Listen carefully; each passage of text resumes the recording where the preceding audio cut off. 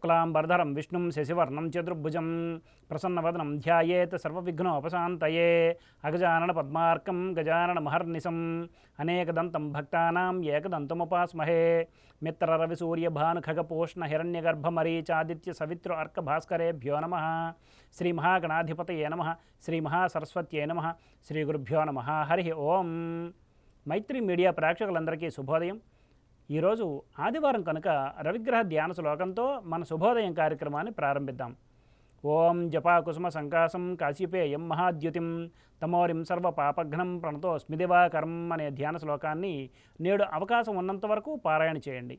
ఆంగ్ల తేదీ ప్రకారం తేదీ 11/2/2024 ఆదివారం, శ్రీ శోభకృతనామ సంవత్సరం, ఉత్తరాయణం, శిశిర ఋతువు, మాఘమాసం, శుక్లపక్షం, భద్రతిథి అయిన విధియ రాత్రి 1:05 వరకు ఉన్నది. పిమ్మట తదియ.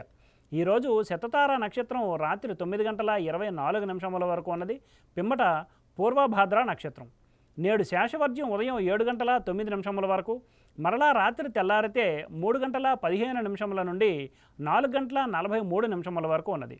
దుర్ముహూర్తం సాయంత్రం 4:18 నుండి 5:03 వరకు ఉన్నది. నేటి సూర్యోదయం 6:30 కాగా సూర్యాస్తమయం సాయంత్రం 5:50.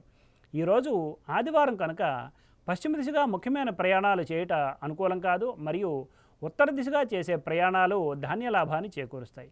ఇక నేటి శుభ సమయాన్ని పరిశీలిస్తే ఉదయం 9 నుండి 9:30 వరకు, మరలా రాత్రి 8:30 నుండి 9:30 వరకు మంచిది. ఉదాహరించిన ఈ శుభ సమయాలలో స్వల్ప ప్రయాణాలు, గృహోపకరణాల ప్రారంభాలు మాత్రమే తప్ప శుభకార్యాల ముహూర్త నిర్ణయ విషయంలో జ్యోతిష్కుని సంప్రదించడం వలన కార్యజయం కాగలదు.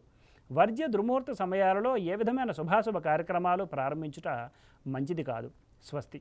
సర్వం శ్రీకృష్ణార్పణమస్తు.